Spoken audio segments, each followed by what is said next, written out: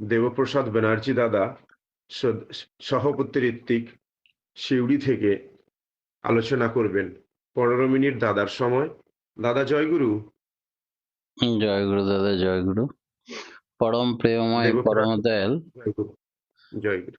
শ্রী শ্রী ঠাকুরের রাঙারাতুল চরণে, পরমারাধ্যা জগজ্জননীর রাঙারাতুল চরণে, পরম পূজ্য পাদ শ্রী শ্রী বরদার রাঙারাতুল চরণে, বর্তমান আচার্যদেবের রাঙারাতুল চরণে এবং অবিনবাবুর রাঙারাতুল চরণে অসংখ্য কোটি প্রণাম নিবেদন করি। আজ অনলাইনে যুক্ত অমৃতপথ যাত্রী দাদা ও মায়েরা এবং ঠাকুরের পুত পবিত্র পাঞ্জাধারী কর্মীবৃন্দ যথাযোগ্য স্থানে আমার সশ্রদ্ধ আনন্দিত জয়গুরু এবং প্রণাম জানাই। পরম প্রেমময় শ্রী শ্রী ঠাকুরের এত সুন্দর অমৃত বাণী বর্ষণ হচ্ছিল এতক্ষণ। দয়ালের কথা দয়ালদার কাছ থেকে শুনছিলাম, তারপরে আর কিছু বলার থাকে না। তবুও প্রথাগতভাবে যখন আমার নাম বলা হয়েছে তাই কিছু বলা, তারই সূত্র ধরে দু এক কথা বলা। শ্রী শ্রী ঠাকুরের কাছে তপবন স্কুলের এক ছাত্র গিয়ে বলছেন, ঠাকুর আমি এবার ফার্স্ট হয়েছি। ঠাকুর বললেন, ভালো, খুব ভালো। আমি চাইছি তুমি যেভাবে স্টাডি করে ফার্স্ট হয়েছো, ক্লাসের সবাইকে যদি ফার্স্ট করে দিতে পারো তাহলে তুমি মহৎ হয়ে উঠবে। ছেলেটা বলল, সেটা কিরকম ঠাকুর? তাহলে তুই যত ঘন্টা পড়িস, যেভাবে পড়িস, সঙ্গে সঙ্গে ডিসকাস করবি, সব ছেলেদের সঙ্গে আলাপ আলোচনা করবি, সবাইকে সেইভাবে, সবাই যেন 100-এ 100% নাম্বার পায়, তাহলে তুমি মহৎ হয়ে উঠবে। ঠাকুর আমাদেরও ঠিক সেই কথাই বলেন। তাই একা একা কিছু হবে না, তাই আমাদের নাম ধ্যান মহাযজ্ঞের আবির্ভাব। আমরা যে অমৃতের সন্ধান, অমৃতের সন্তান, শ্রেষ্ঠ গুরু, শ্রেষ্ঠ বীজ মন্ত্র পেয়েছি, তা জাগিয়ে রাখা, যাজন করা নিত্য দৈনন্দিন জীবনে, এটার জন্যই নিয়মিত অভ্যস্ত হওয়ার জন্য অতি প্রত্যুষে ভোর 4:30-5টার সময় আমরা সবাই স্নান করে ইষ্টভৃতি করে বসে পড়ি নাম ধ্যানে। আবার রাত্রিতে 8:30 থেকে 9:30 সবাইকে নিয়ে নাম ধ্যান করে ইষ্ট প্রসঙ্গ করা। এই দৈনন্দিন কাজ কয়েক বছর থেকে চলার ফলে মনে হয় যে আচার্যদেব শ্রী শ্রী বরদা বলেছিলেন প্রত্যেক দিন যাজন করবি। আমি বলেছিলাম, আগে আমি যে দুমকা মন্দিরে থাকি সেখান থেকে, শহর থেকে প্রায় 5 কিলোমিটার দূরে। বর্ষার সময়, শীতের সময় এমনও হয় যে একটিও লোক আসে না মন্দিরে, তখন কাকে যাজন করব? বললেন, কাউকে যদি না পাস তাহলে ঠাকুরকেই যাজন করবি। আমি বললাম, মনে মনে ভাবলাম, বলতে পারলাম না, যে তাতে কি ঠাকুর ফটো থেকে নেমে এসে আবার দীক্ষা নেবেন? কি লাভ হবে ঠাকুরকে যাজন করে? অন্তর্যামী সঙ্গে সঙ্গে জানতে পেরেই বললেন যে তাতে হয়তো ঠাকুর আবার দীক্ষা নেবেন না, এটা ঠিক, কিন্তু তোমার ভেতরের অন্তর্নিহিত ঠাকুর সদা জাগ্রত হয়ে উঠবেন। তাই তুমি নিজের ইন্টারেস্টে নিজে যাজন করবে প্রত্যেক দিন। তার নির্দেশ অনুযায়ী প্রত্যেক দিন রোজ দুবেলা ইষ্টের কথা বলা এবং এছাড়াও বিভিন্ন লিঙ্কে ইষ্টের কথা বলা, এটা দৈনন্দিন কাজে পরিণত হয়েছে। যাই হোক, আপনাদের কাছে আহ্বান রইল, প্রত্যেকেই যোগদান করুন। আমরা সবাই একসঙ্গে অমৃত পথযাত্রী দাদা ও মায়েরা অমৃতের সন্ধানে অমৃতের পথে চলতে চাই। এইভাবে শ্রদ্ধেয় আমাদের দয়ালদা বললেন শিক্ষা প্রসঙ্গে অপূর্ব। ঠাকুর বলছেন এডুকেশন বা শিক্ষার কতগুলো জিনিস দরকার। সেগুলো হচ্ছে কালচার বা অনুশীলন করতে হবে। তাতে এডুকেশন, শিক্ষা না হলেই অজ্ঞতায় আসে।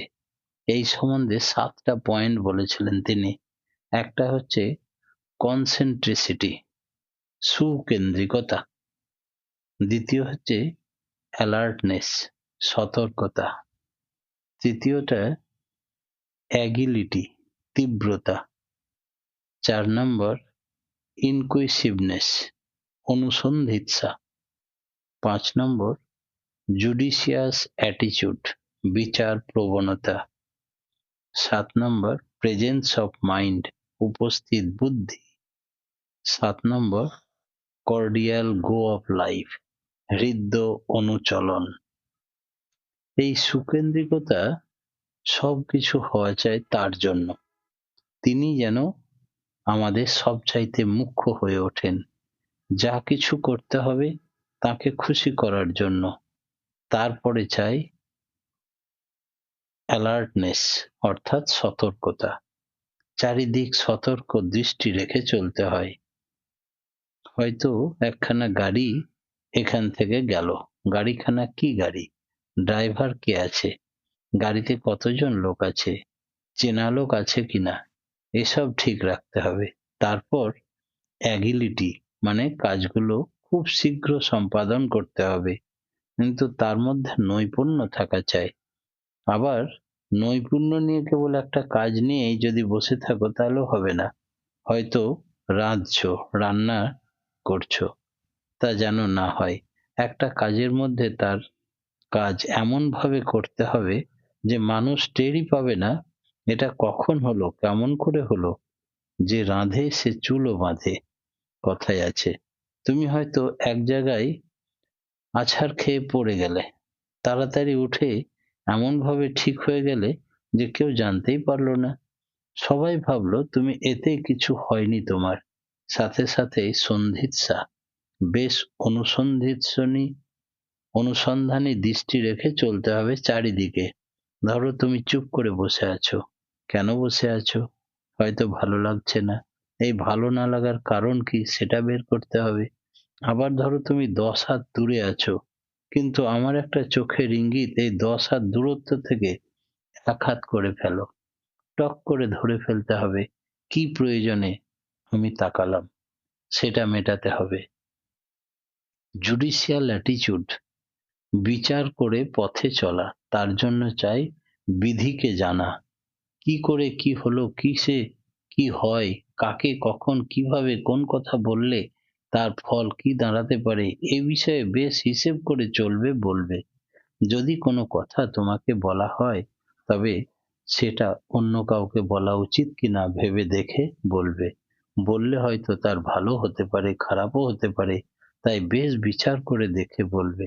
তারপর থাকা চাই উপস্থিত বুদ্ধি। বিশেষ বিশেষ ক্ষেত্রে কখন কি করতে হবে সে সম্বন্ধে বোধ যেন ঠিক থাকে। আর এটা একদিনে হয় না, অভ্যাস করতে করতে হয়। তারপরে চাই কর্ডিয়াল গো অফ লাইফ। ধরো কেউ তোমার প্রতি খুব নিষ্ঠুর ব্যবহার করলো, তুমি কিন্তু প্রতি প্রীতি সহকারে তার প্রতি এমন হৃদ্য ব্যবহার করবে যাতে সে নিজেকে সংশোধিত করে নিতে পারে, আফসোস করে, অনুতাপ করে। সবার সত্যি এমন ব্যবহার নিয়ে যদি আমরা চলি তাহলে সবকিছু পরিবর্তন হয়ে যাবে। মন ভেঙে গেলে আমরা যুদ্ধ করব কি করে? সেই জন্যে এই জিনিসগুলো নিয়ে আমাদেরকে প্রকৃত শিক্ষা অর্জন করতে হবে। ব্রহ্মসূত্রে একথাই বলা আছে, জ্ঞানই আস্তে আস্তে ব্রহ্মজ্ঞানে নিয়ে যায়। বোধে যা গ্রহণ করব বাস্তবের সঙ্গে তার মিল থাকা চাই, তবেই সেই জ্ঞান পাকা হয়ে ওঠে। শ্রী শ্রী ঠাকুর আমাদের যে বিধান দিলেন তার মধ্যে ইষ্টভৃতি, শ্রদ্ধেয় দয়ালদা বলছিলেন, ইষ্টভৃতি মানুষের একটা কিংবদন্তি বা প্রথম প্রধান প্রশ্ন, ভগবানকে কি পয়সা দিয়ে ডাকা যায়?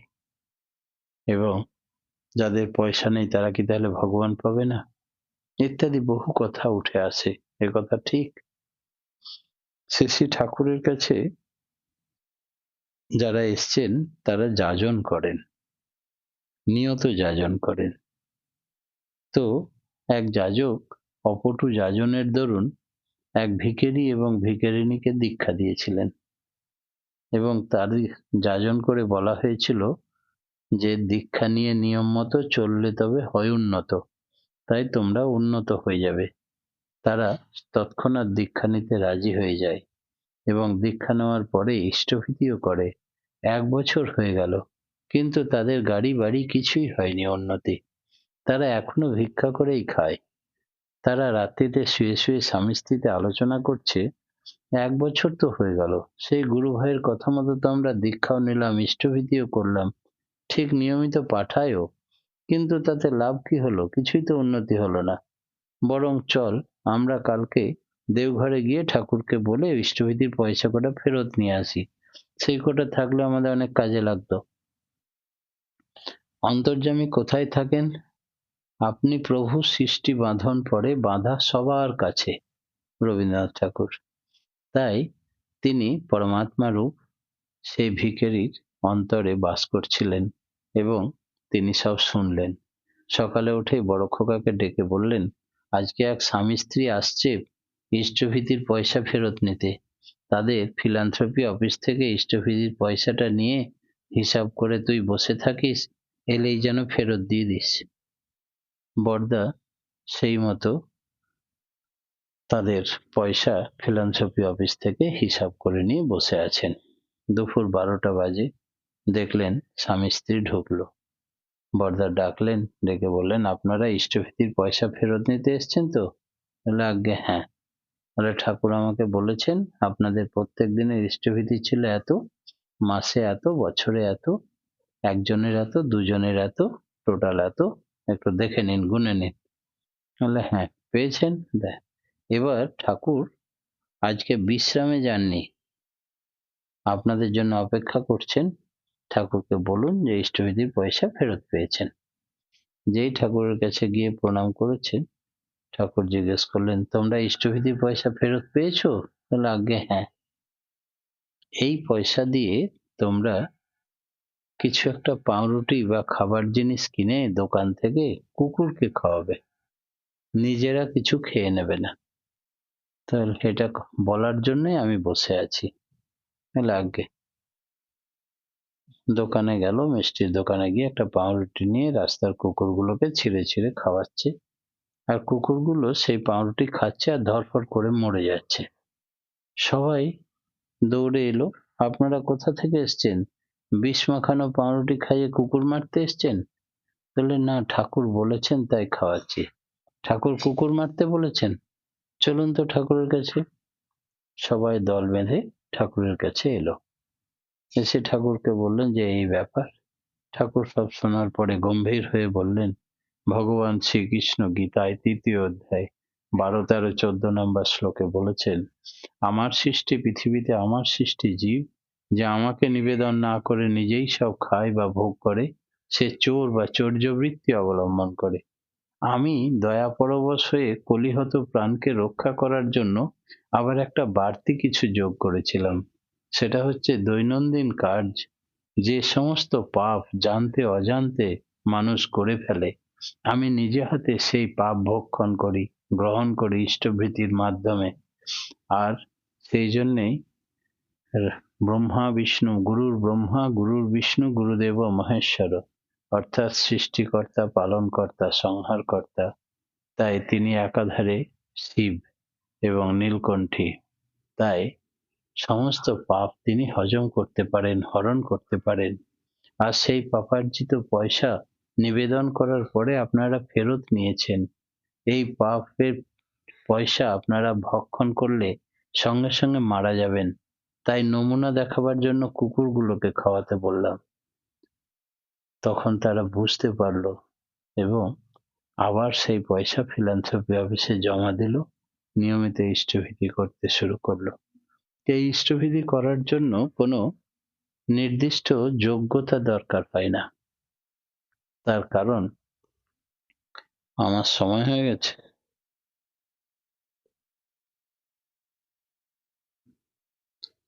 পরমপিতার রাঙারাতুল চরণে প্রত্যেকের সার্বিক মঙ্গল প্রার্থনা জানিয়ে আজকের মতো আমার ইষ্ট প্রসঙ্গ এখানেই স্থগিত রাখলাম। জয়গুরু।